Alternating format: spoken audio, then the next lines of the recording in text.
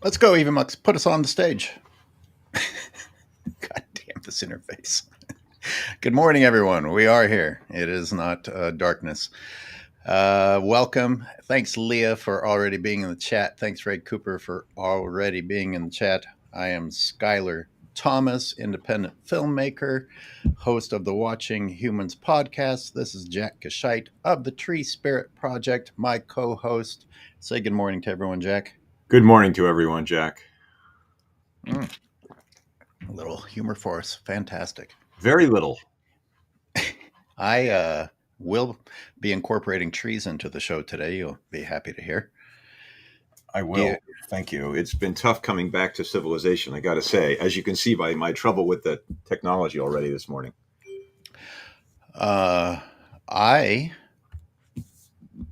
You came back to civilization. I just came back from Hawaii. Amazingly enough, Hawaii is now located in California. What? Huh? I'm spending a lot of time in the Presidio documenting their restoration work that they've done here, and also because it's one of the coolest places to go temperature-wise, or at least it used to be. We've been getting cooked, and now we actually have full-blown humidity. I have worn nothing but shorts in the evening and in the morning, which is kind of weird for here. Even though we are in Indian summer, things have reached a new level. By the way, are we still in darkness, blackness, or is that just my world? Meaning I'm looking at the lovely Leah, which is wonderful to have. Hello, good morning, Leah and Ray, if you're out there, but I don't see us on live. Oh, interesting. I can see us. Okay, I'll take it. Weird. Yeah, it is raining. I don't know where you are, Corinne, but yeah, it's a little. Not going to turn it down. The humidity got thick enough for it to actually rain, and the core of today's topic is going to be discussing some similarities I have found between excuses to continue to do the wrong thing when humans have declared something to be of historic significance to something that humans did down the line that takes precedence over actually trying to help the planet. And then I have several mini topics. And I think I'll start the mini topics with news, stuff that has been in the news.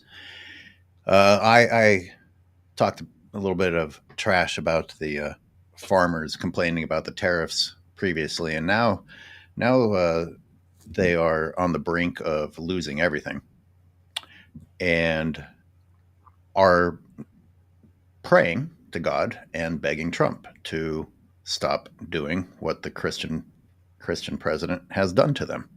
It's kind of one and the same there, isn't it? Yeah.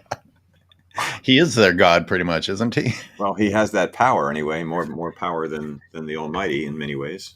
No offense, Almighty. But if you show me on the screen, I'll forgive you and not throw epithets.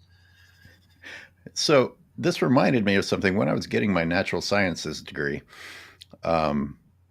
One professor actually had us go to this website that supposedly a group of scientists who are Christians said, don't worry about climate change and global warming. Everything is in God's hands. He will take care of it. Mm-hmm. And when it comes to the harm that we're doing, we get a free pass because, hey, nothing happens without God's permission. Mm-hmm. But when the pocketbook starts to get empty, there's nowhere there's, hey, chill out, relax. As South Park would say, relax, guy. And we start praying to God and we start begging Trump. and as if I wasn't being mean enough to the farmers, isn't farming based on government handouts in the first place, or we're really just asking for additional handouts? Well, now, buddy, we do need food. Jack's having a real hard time with technology this morning. And he is gone. So let's interact with the viewers. You doubt me. No, I don't doubt you, Corinne. So how many people have been following this stuff in the news? Am I the only one who is seeing these things? I've managed to tap in on YouTube some comedic items that allow us to at least be talk about what is happening to the very people that voted in this disaster. We'll give Jack another try here. Hey, Jack, I have a nice view of a wall. There he is. Lynn Klein is in the chats. Thanks for being here, Lynn. And Ray Kruper gets to the core of the topic of today. Tradition is another catch-all excuse. We are going to get to that. Absolutely. And I have one more tie-in here. Fear is the ultimate platform for politicians and corporations, which are kind of the same thing now, are they not? Oh, yeah. Some of you, Jack really doesn't like being back amongst humans. He's been in the trees where he belongs, where we all belong, as a matter of fact. I offered that right. I offered to give him the day off, but he wanted to be here. If I don't get back now, if I disappear for another week, you won't find me again. That'll be that. And then what would happen? Then I would be quiet and peaceful, but not earning money. Yeah, then you'd be out actually living a meaningful quality existence instead of the human existence. It is, when you're on a retreat, I was with 8 people, there's this temptation where at night you're supposed to be editing pictures and posting on social media and telling the rest of the commercial world what a great trip we're having. And I was like, no, I want to be on the trip and not in imaginary promotion land for a future trip. I mean, it's just, but the pressure is really there. It's fascinating. So it wasn't a full retreat. This was almost a business trip. Well, it's a paid trip for people, so I'm responsible for them having a good time. And a lot of that is just, having enough structure that people spend time in a forest without have-to-dos or communication with family, friends, and businesses. Just take a walk in the woods with little on your mind. That's a challenge. And little on your body, right?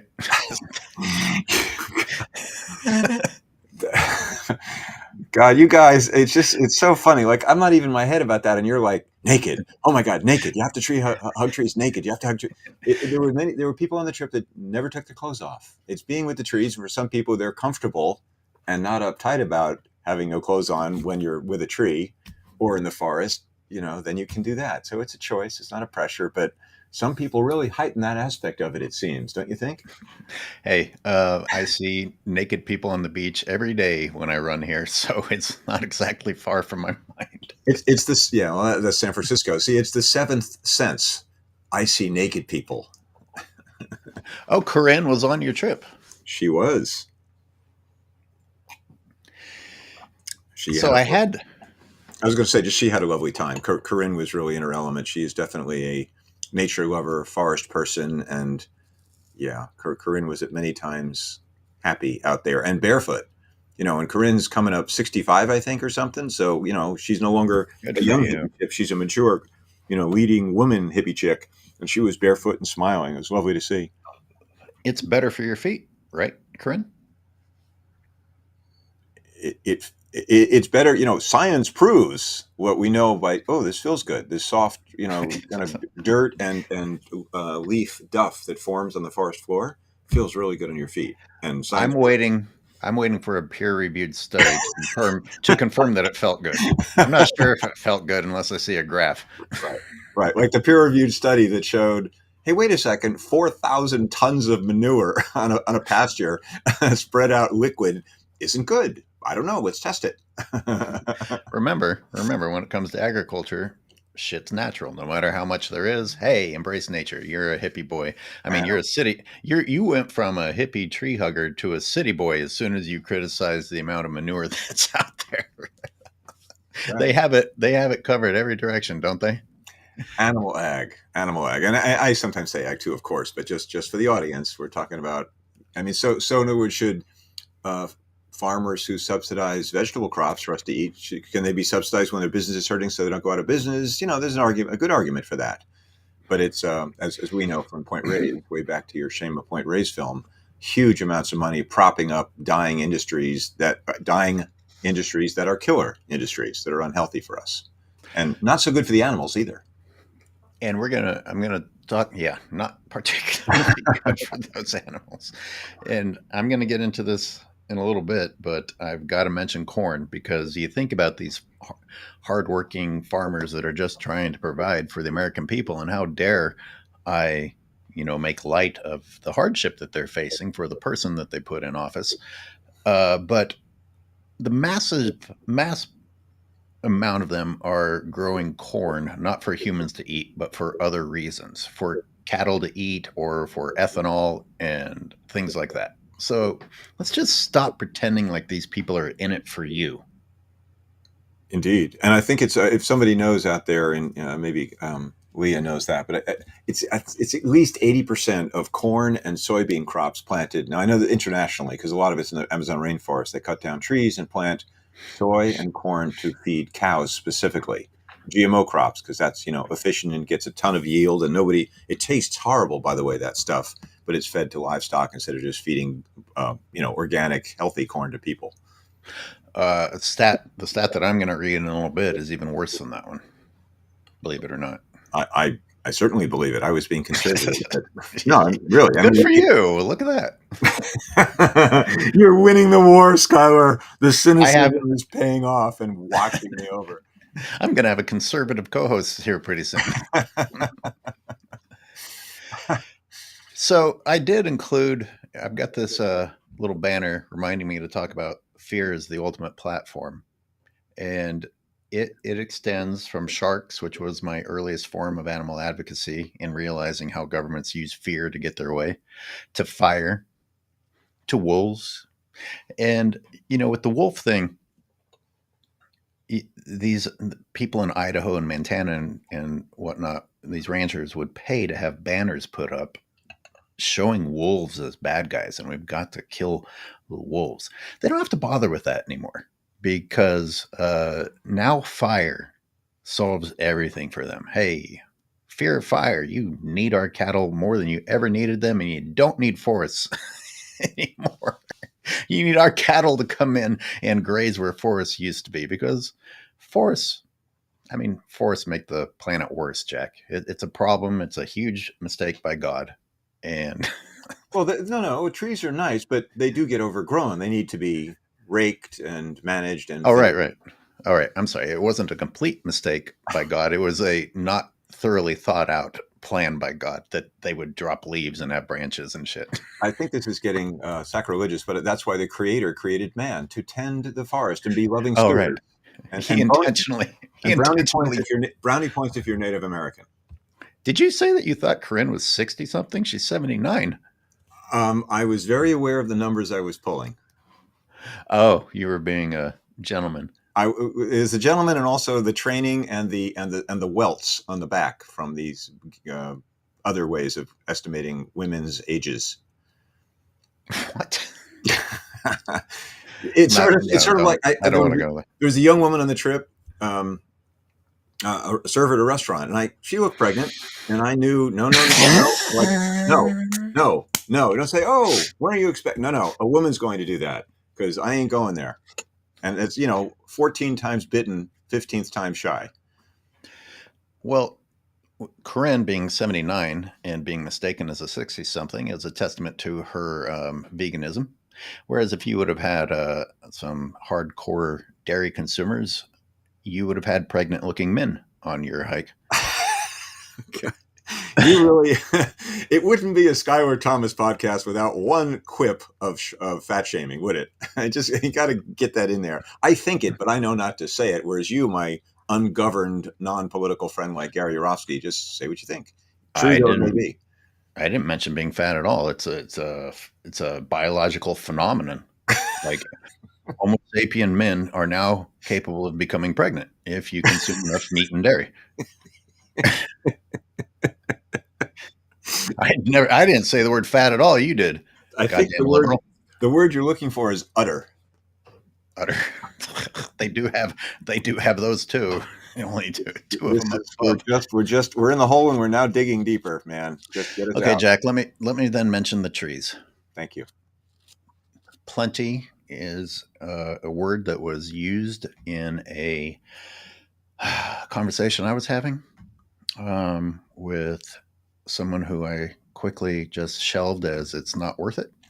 But I was talking sports with some people, and this techie, young techie company decided to pull the wool over people's eyes by pretending to be a tree planting company and got all this investment money and then used that investment money to hire celebrities to speak about the great work that they're doing. And turns out it's all a hoax. And Wow. I mentioned it, and I was like embracing the fact that I'm the hippie of the group, and I was like, well, that's pretty messed up that these celebrities were involved with this or that it was known or unknown. And I said, well, the biggest problem here is that this company didn't actually. The thing I'm upset about is that they didn't actually plant any trees. And of course, somebody goes, oh, California has plenty of trees.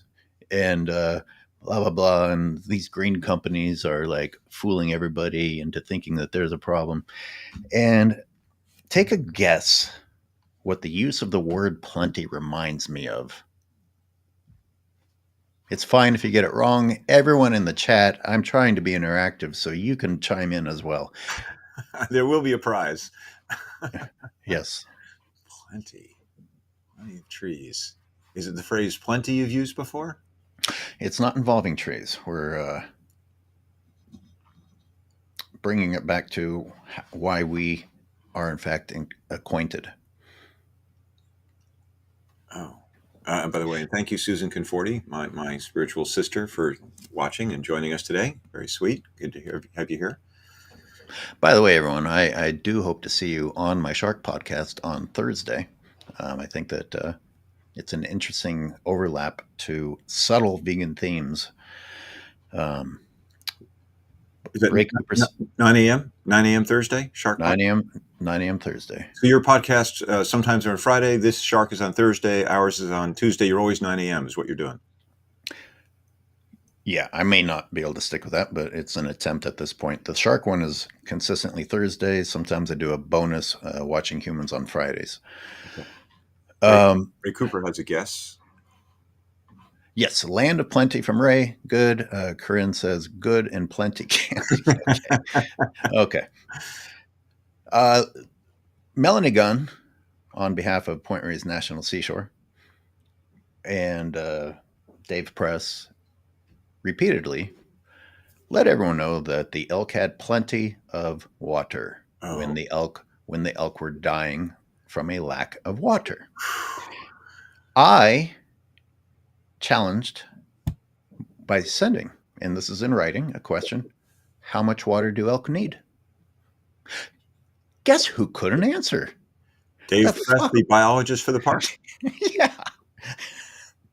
No one at Point Reyes National Seashore had basic information, which even if you want to let them off the hook for not knowing shit about the animal that they are supposed to be caring for, you don't get to use the word plenty when you don't have basic information about the subject. A baseline of any right.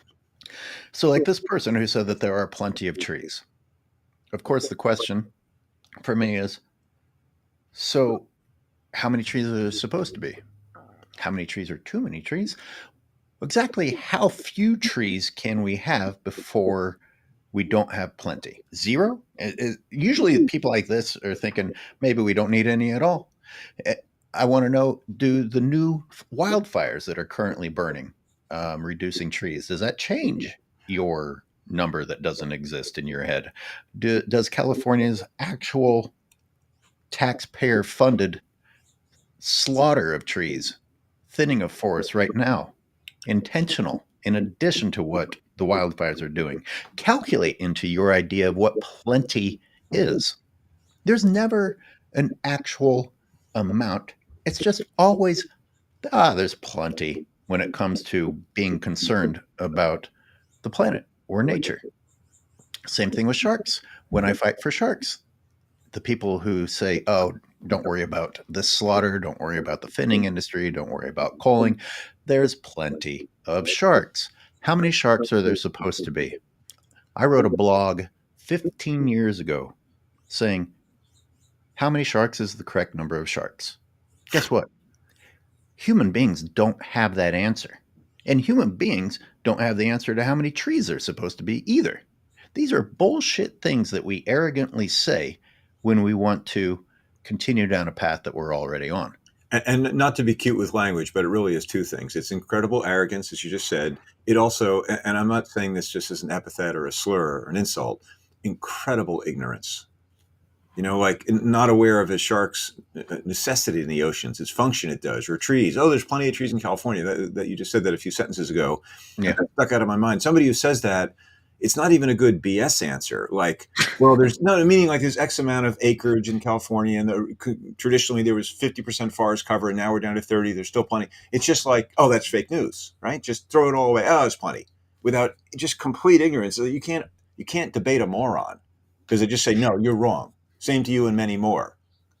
There's nowhere to go because you're not dealing with any kind of fact pattern or accepting that the oceans are heating and rising and sharks are being diminished along with others. Yeah, exactly. Other species, or that we're cutting down the world's trees. That's why one reason we have a climate crisis. If you just say, oh, none of that's true, how do you debate from there? How do you discuss from there even? Yeah, I didn't even consider that part that they're going to pretend that the loss of trees isn't even taking place. I was just going to stick with arrogance via ignorance, which is something that we do when it comes to also animal agriculture. Oh, they're fine, or oh, it's humane, or oh, they don't have sentience, or they don't have feelings. Based on what knowledge? Well, out of sight, out of mind, lack of knowledge. Yeah, exactly. Yeah. And by the way, you mentioned the temperature of the ocean. I'm getting in the ocean in San Francisco, California without being uncomfortable. That's not good. Oh boy. Oh boy. Yeah. And there's another problem. Shitload more people are showing up to the beaches. Hey, that's a great line by Corinne you just put up there. I love that. Oh yeah, let's put it back up. Humans are part of an intelligent system, but they are not the intelligent part. That's so wonderful. I mean, Corinne and her partner Andy are just these light spirits, timeless spirits, and all of our bodies are aging. And just when they smile, and they were both barefoot, it's like a young couple holding hands walking down the trail in the forest, which I took a picture of in a little video, and just really beautiful to see. And they were having a good time, but I would, as a photographer, trying to capture little moments of it. Really, really sweet to see people become timeless as we ultimately are beyond our bodies. See what happened to me when I went into the trees talking like this again?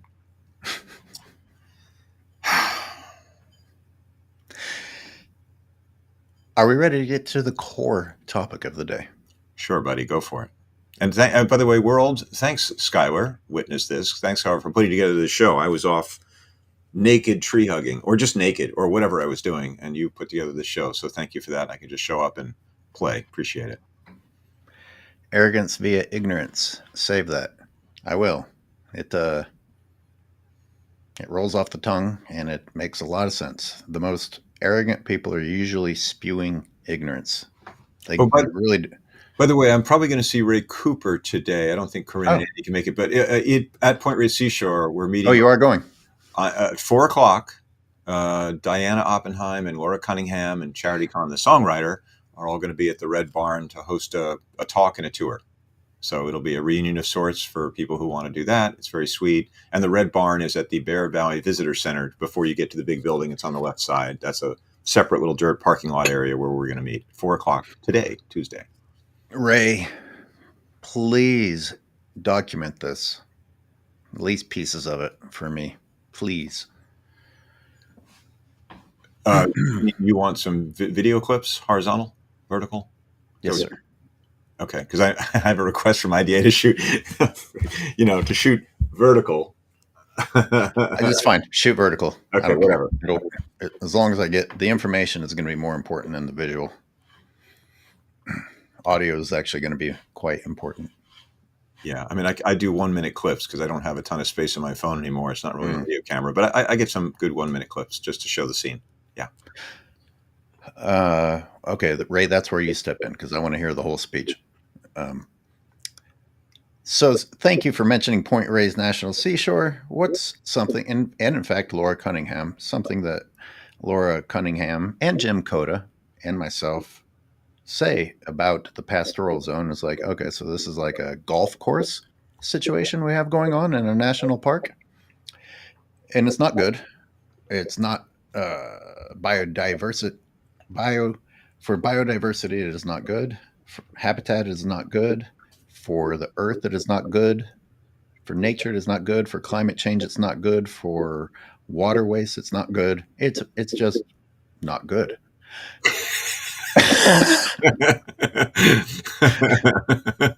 There's your baseline. It's not good.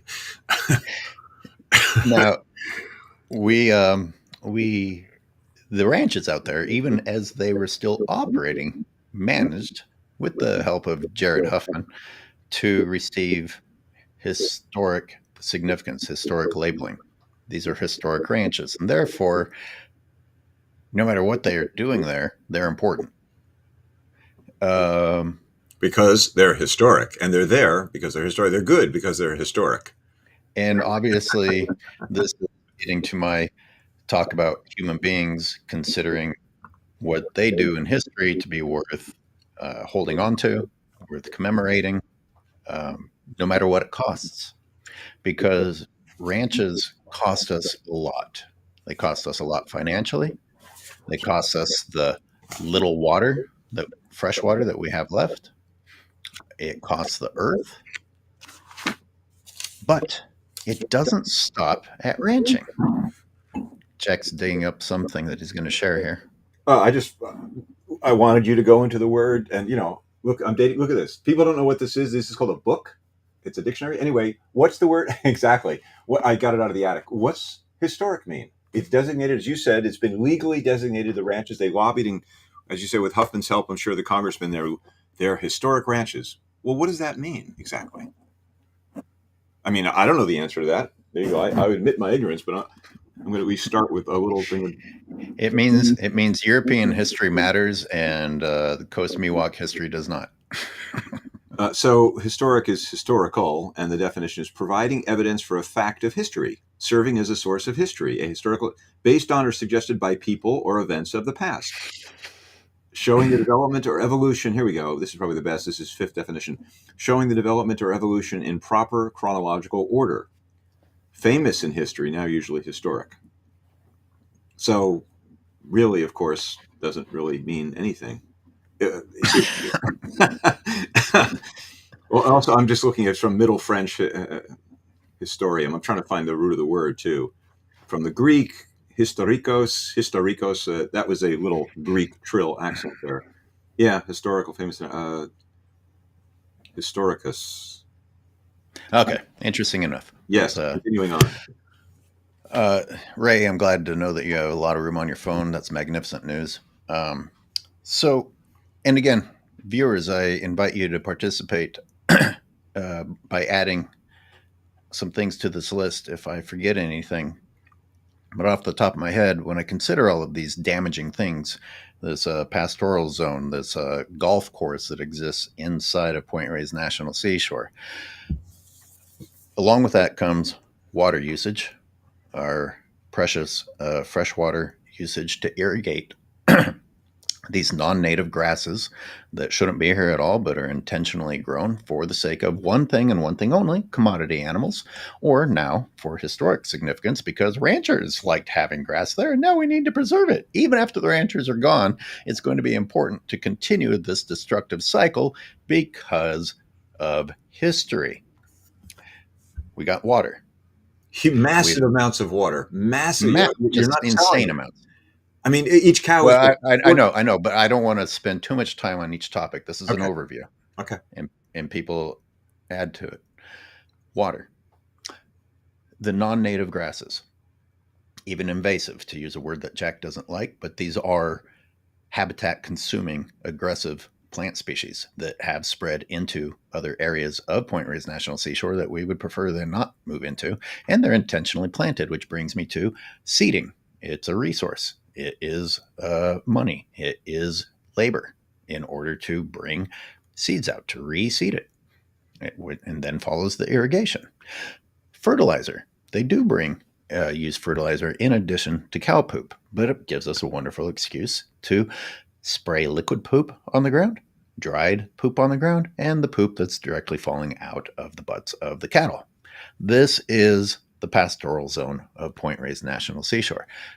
Now, in addition to all that, we have the machines. The machines got to come through and harvest some of the crops if any of it wasn't consumed directly from the cattle. We have the machines that come out and actively kill any native plants that are trying to grow back. We have the ranchers who illegally go out and chop up native coastal brush in order to expand their cattle grazing area in direct violation of their leases, unpunished by Point Reyes National Seashore. Destroy stream banks, riparian areas.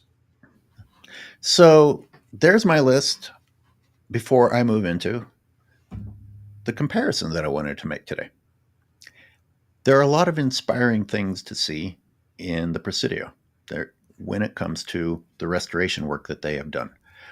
The incorporation of native plants that are supposed to be here after the establishing stage means that you now have vegetation covering the ground that, without any assistance at this stage in time, without irrigation system put in place, without any sprinklers, without a drip line, without people going through and manicuring them with their machines, without livestock coming through, without seeding, without fertilizing, we have an attractive, self-sustaining ecosystem that wildlife are benefiting from.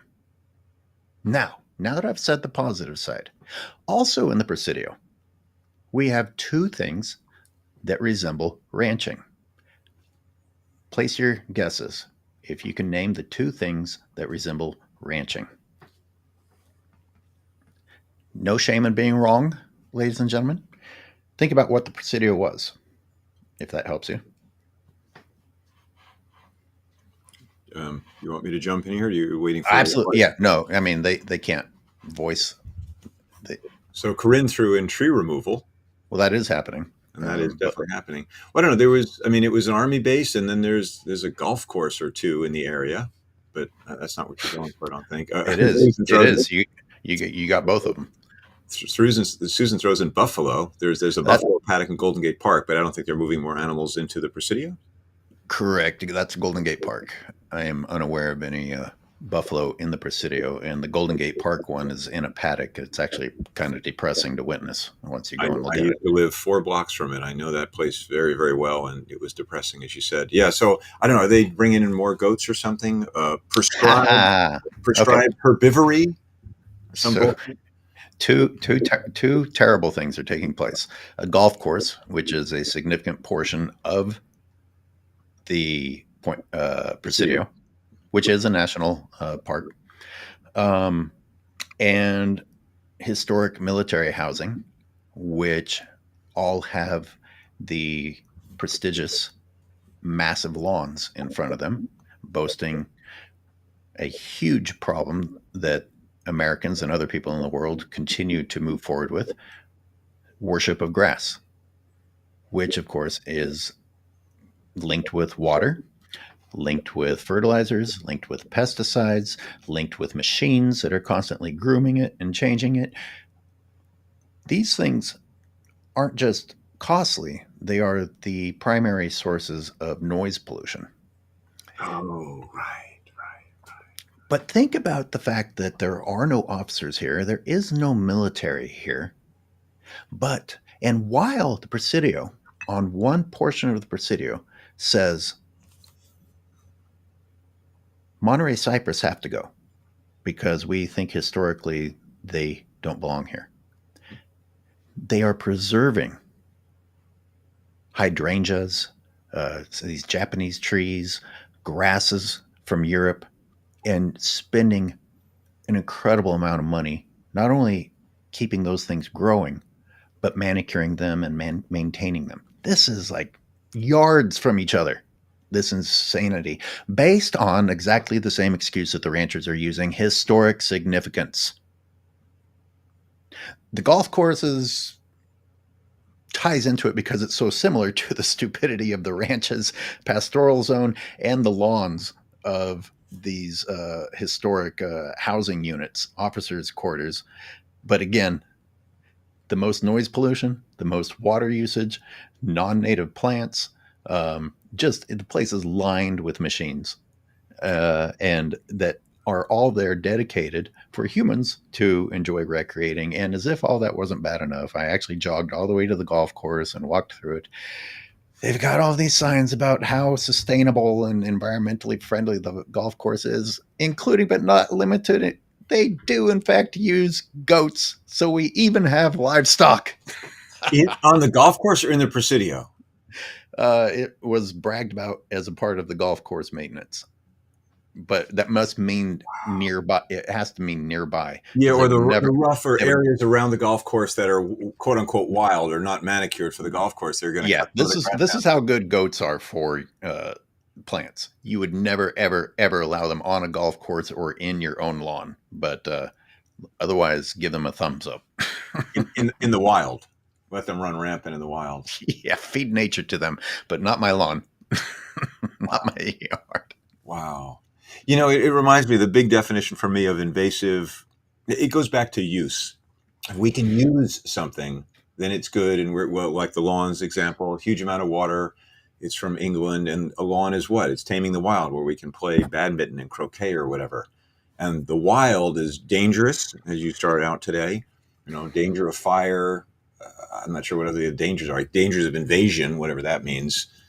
And those things need to be killed, tamed, managed, goated, cut with machines. And ultimately, it's all just arbitrary. It's what we can put to use, usually for profit or for fun, I suppose, or both. The golf course is fun and profit. Environment be damned. You know, pretty much so. Well, let's say that we embrace, hey, human recreation is important. Mm-hmm. Mm-hmm. Well, surfing doesn't do much damage. Right. Walking, running, I think, photography, binoculars. yeah.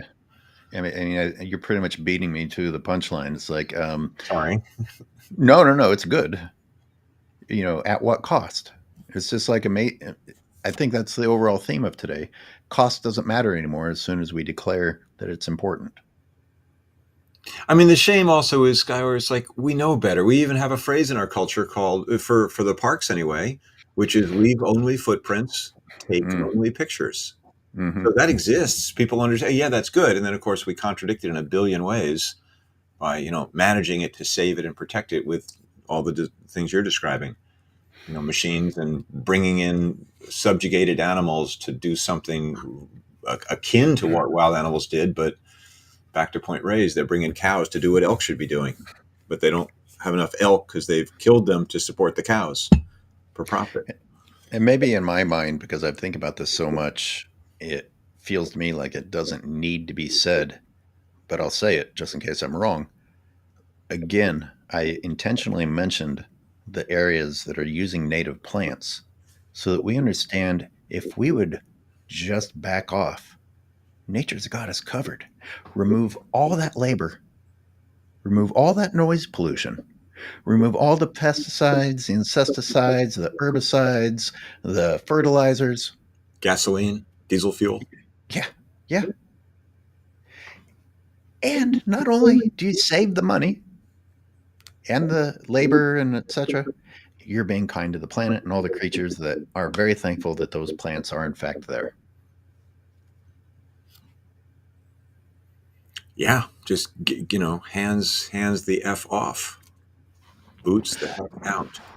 So where do people draw the line in importance? It's like for me, I've gone so far gone that I think the realization is an uncomfortable realization that we in fact aren't very important, and I don't think humans want to ever acknowledge that, but we just aren't as important as we think we are.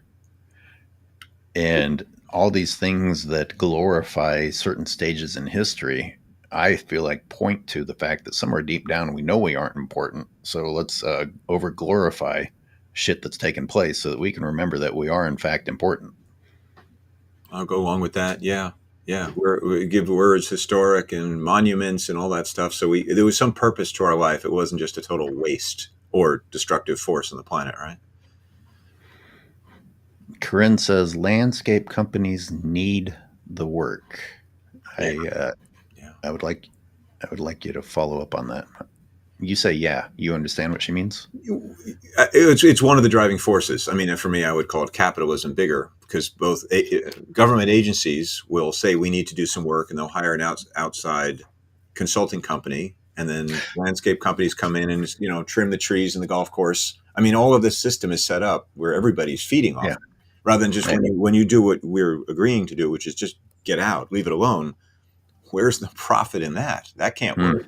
So you talk kind of about like dirty contracts, friendly agreements. Hey, we're going to dirty. write this. We're going to write this budget that says we're going to need you. Do you want this contract? Yeah, dirty is such a dirty word, and we prefer. Sorry. Well, no, I like yours is a good one. Friendly contracts. Look, we need to bring somebody in. I know Bob. Bob's a good guy. He'll do a good job, and of course, we know him. And we had dinner, and he bought my dinner, but well, he actually bought me a yacht too. But we're friends, and he does good for me, and I do good by him. What's the problem? We're friendly. You wouldn't believe the influx of actually damaging species of plants that are in that area of the Presidio too, which just adds insult to injury of the getting rid of the Monterey cypress in other areas. And I got another detail. So they are in fact planting in a couple of areas Monterey pine. You're The kidding. Monterey no, I'm No, that not. doesn't make no, because I've seen them both targeted as non-natives because they were brought up from 50 miles south. Well, run with Where? it Where? because I'm not right where they fucking killed the cypress trees. If that's true, and actually, Skyler, I used to live right near the Presidio. I used to run in it, and Land's End, and all that area of the outer Richmond and San Francisco. I've never seen that. I've heard both Monterey pines and Monterey cypress being arbitrarily, ridiculously targeted as invasive, non-native, whatever, which is just such nonsense. But I never heard one being swapped out for the other. That goes back to maybe contracts. I mean, what the T? I mean, yeah. I'm trying to dig into the historic range of both of them to figure out if that was even considered, who gets to determine their historic range based on what time in history that somebody wrote something down in a book observing them in an area, all these things. But dude, the temperature changes that I just described by itself need people to understand that you're trying to bring, forget the Monterey pine, the tiny little plants that they did a lot of this destruction in the name of, because they used to exist here when the climate was different, might not survive because you aren't considering the climate change. Absolutely correct. Bingo, bingo, bingo. Exactly. We want to go back to the way it was, but hey, it's warmer now and drier now, especially in the West. So, like, you can't even plant. I mean, I knew this 10 years ago. They were tearing out eucalyptus trees. What is it? The Claremont Canyon Conservancy, this so-called conservation group that was spearheading, working with UC Berkeley to kill thousands and thousands of eucalyptus trees, and they planted some redwood trees. There was one hillside, Hmm. doesn't matter, Claremont Canyon, and they planted hundreds of redwood trees, and some of them lived, and the vast majority of them died. They just Hmm. couldn't live there anymore. It's too much hot sun. And right Hmm. across the street was this giant eucalyptus grove that hadn't been cut down yet, and that was a thriving, deep, dark, dense fog collecting ecosystem. So, to your point of this whole show here, as I saw it, was why are we doing something just because we used to do it? Is that a good Yeah. thing to do? Is that a wise thing to do? Well, it was that way for a while, so let's go back to that. Let's go backwards in time. Let's make make the forest great again by pulling Make it down. yeah, make the forest great again. Indeed, I'm going to be, if this heat continues, I'm going to be very sad that there aren't more trees here, and so are other people who didn't think this through. Uh, yeah, Monterey pines, just not Monterey cypress. And they, with the eucalyptus thing, there's a lot of eucalyptus here, and the cypress are being targeted faster than the eucalyptus that are from Australia and actually highly combustible. No, California Bay Laurel, buddy, has more volatile or essential oils than eucalyptus trees. Eucalyptus trees are labeled Look, as being flammable, but there's more oil in the native California bay laurel. Just FYI. and did I say that it's not? No.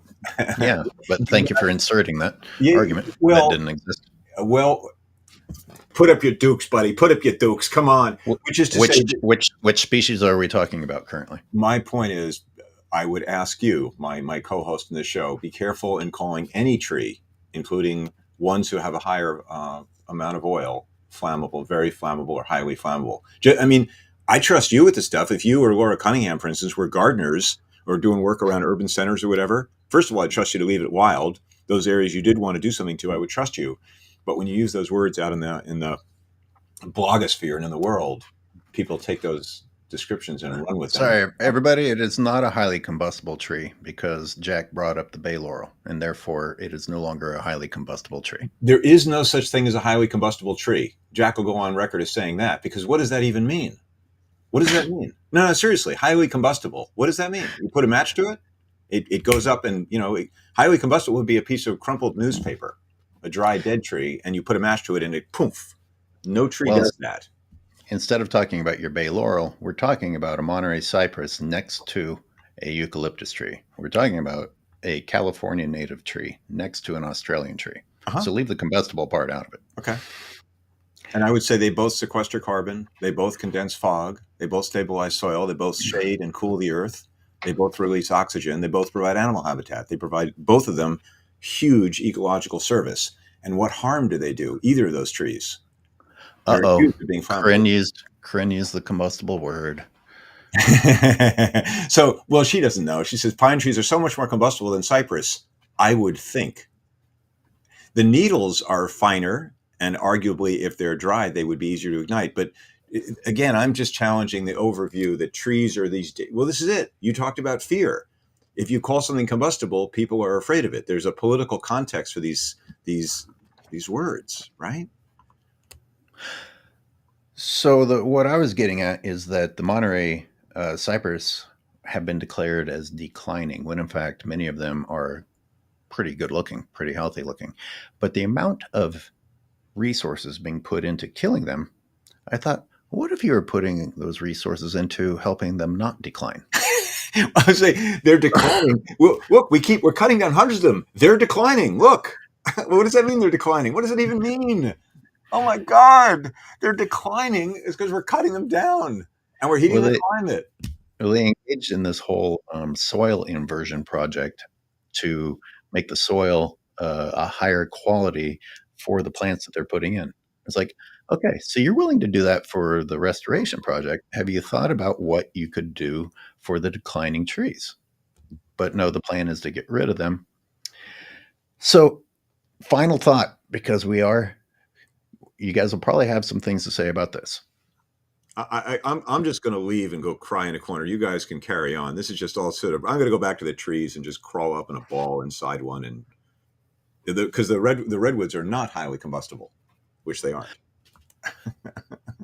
Resistant, as a matter of fact. Indeed. I mean, people were looking at bark. Some people had not been to the redwoods before. There was a couple from Atlanta, Georgia, came across the country to do on this trip, and the bark is, gosh, on some of the big trees, it's over a foot thick of this soft, spongy. Well, you know the trees very well, Skyler. You're up on redwoods, and they have tannins in them or some chemical that makes them resistant to fire. They are highly resistant to fire, more so than many other trees.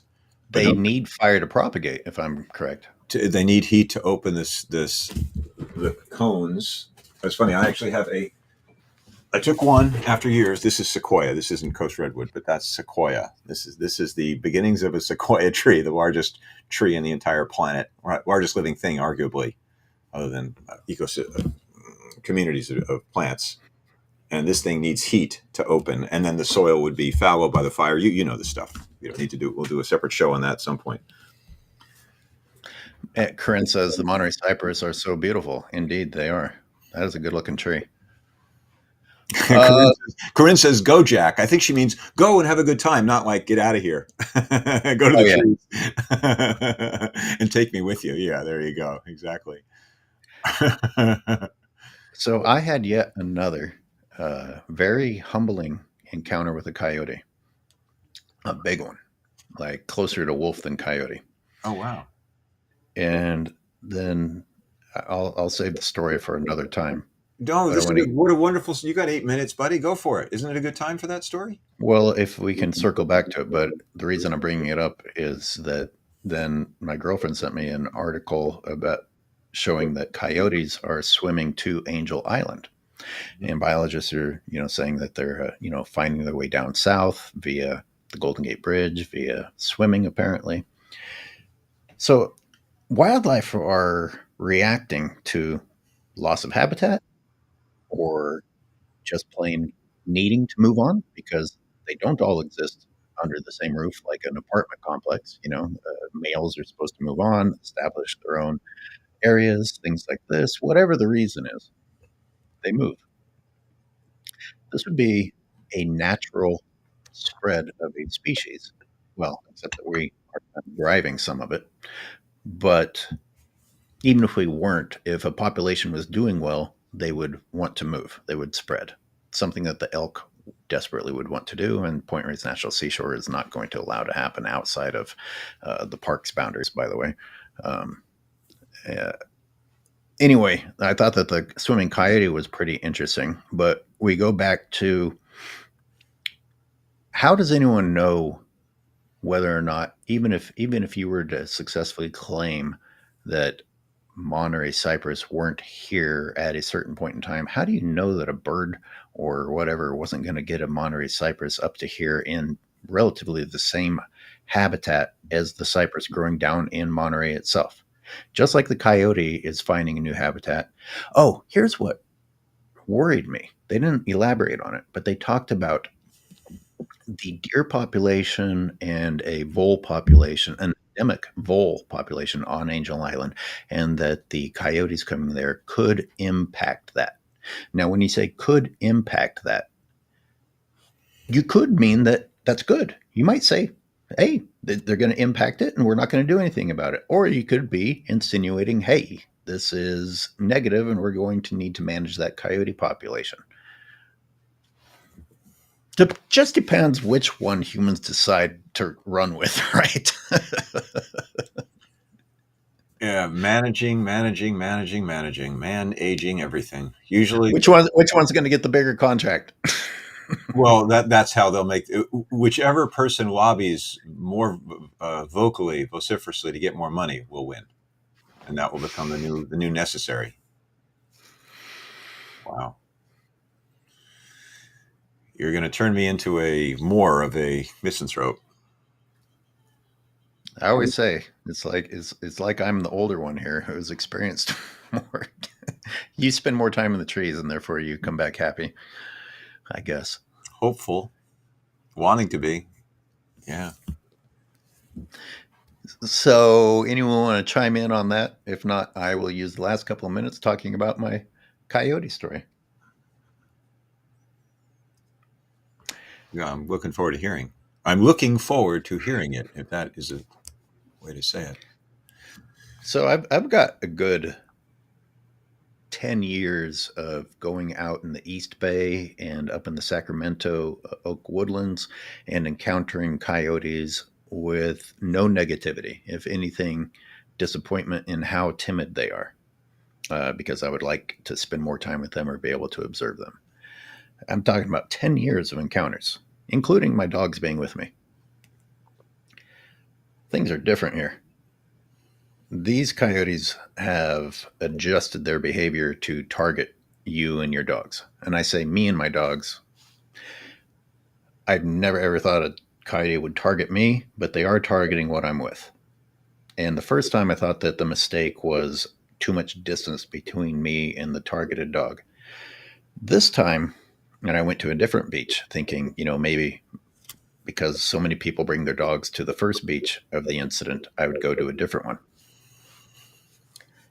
Jack, every day I go there, I scan the hillside trying to see one because I know they're there. And I'm like, man, I never ever see you guys. The only two times I've seen them is when they were uh, trying to make food out of my dogs. This time, I was utterly alone on Marshall Beach. Turned around, and it was like the movie Predator because it looked like the beach was moving, but I couldn't really see it. This damn thing blends into the hill, then it blends into the beach, and then I realized I'm seeing a gigantic MFing coyote coming at me on the beach, coming at me With a dog, not with a dog now. Are you with with? with the dogs. Pretty hairy situation. And I'm thinking, how am I going to keep the dogs behind me? And as I'm thinking this, I'm realizing this thing's not slowing down. And we're like about 20 feet apart. So I think I better go into intimidation mode. Doesn't fucking flinch. Intimidation Yelling, mode meaning what? What did you do with your body? yell, go toward the coyote, um, get big. Unfortunately, that sent my new rescue into running mode, In which in what is direction? exactly what Away. it would. Listen to me. That those things are so fast, it wouldn't matter. Yeah, Go yeah. this way, go that way. You're leaving me behind. At full sprint, I'm chasing the coyote that successfully uh, spread the herd. And if anyone's worried, miraculously, this new rescue is not dead, and I can't really explain it. Um, but I did. I, it's biting at the dog as the dog is pinned against the ocean, going down the coast, going down the beach, and I'm chasing after full speed, hoping by Watching some miracle. watching Oh, I another coyote chase another dog when you just watched this happen fatally recently. yeah, Holy shit. yeah, and I'm like, this is happening again, and get to a rock outcropping where the waves are hitting the rocks, and somehow that stops the coyote. The little dog goes around the rocks, and I get up there, and the coyote goes up the hill. And I took a video of it just to get some evidence. I was like, look at this fucking giant. And it almost happened again. And right then I realized it's just going down to the other side to cut off the dog. It already knows what the fuck it's doing. So I start tearing off again, going through the waves to get to the other side.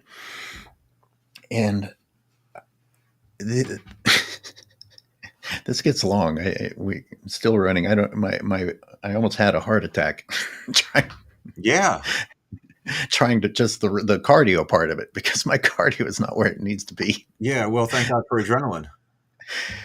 Um, I just so I finally see a guy up on a cliff and I start yelling at him and he says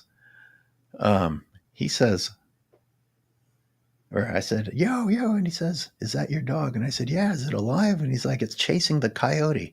And I was like, what? So I run up the hill, which by the way is a little bit crazy difficulty, and get to the top, and the rescue is sitting on a bunker. In I don't know if it's in shock, but it's not moving. But it's at the edge of one of the military bunkers on the concrete, and the coyote's gone. I can't. I don't know.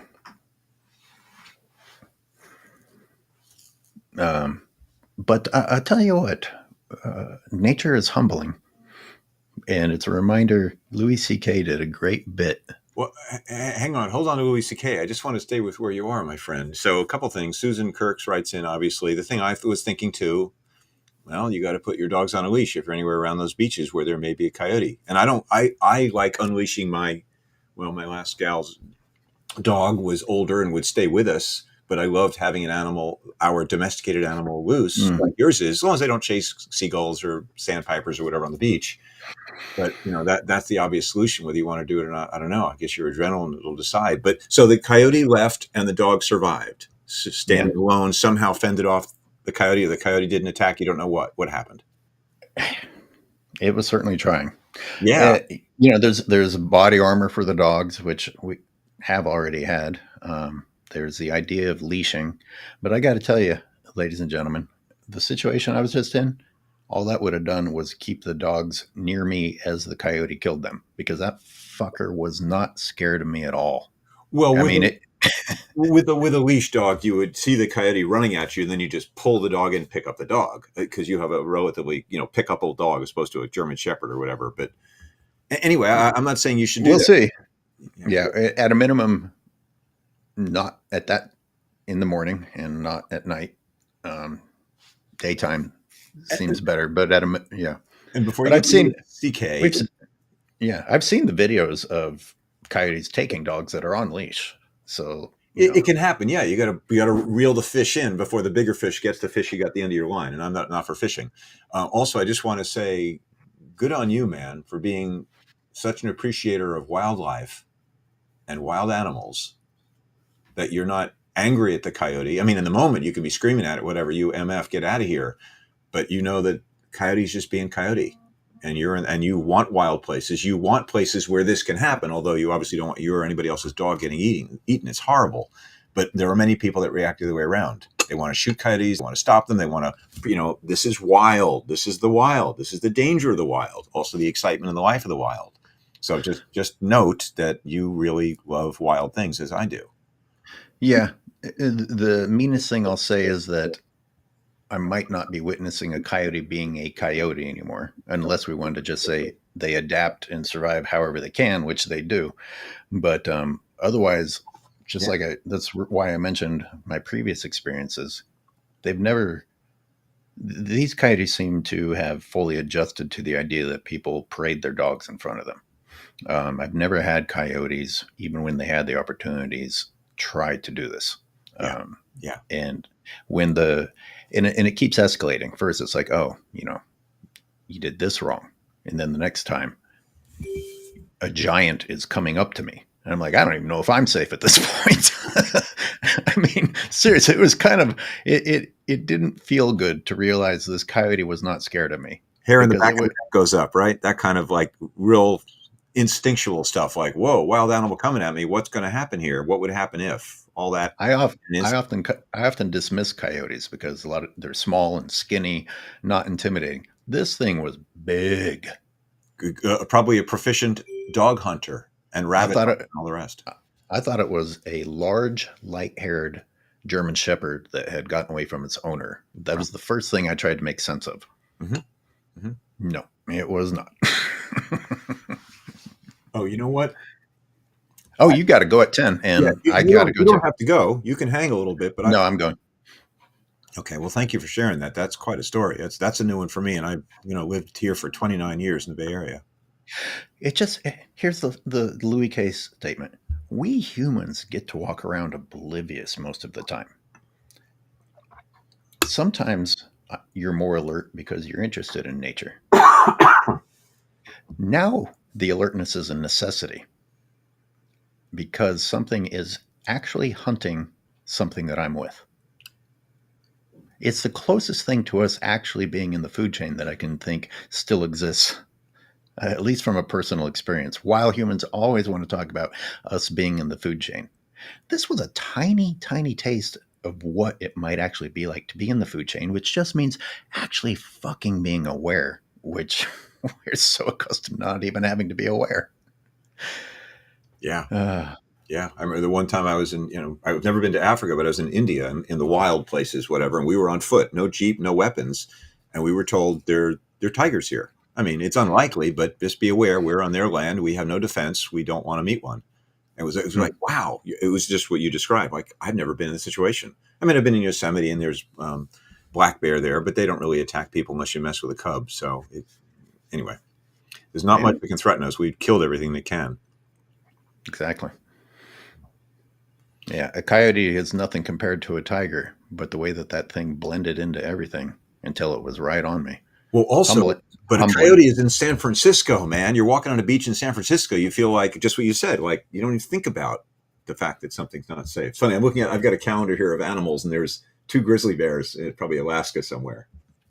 Brown bears, sorry, brown, not grizzlies. Mm-hmm. Anyway, like for me, I want to hug those guys. That's how naive I am. Like the tourists in the national parks that walk toward the buffalo that's kicking its tail is straight. George Werthner wrote a great piece. The animal was basically saying, "I'm going to attack. Get the hell out of here." And the people are, "Oh, look at the cute bison," and they're walking toward this thing that's angry. And there's a wooden little split rail fence between them. Yeah. Good luck with that. Yeah. It's another example of that lack of awareness. It doesn't always have to be, oh, do you realize this animal's going to eat me? This animal can just plain be telling you to leave.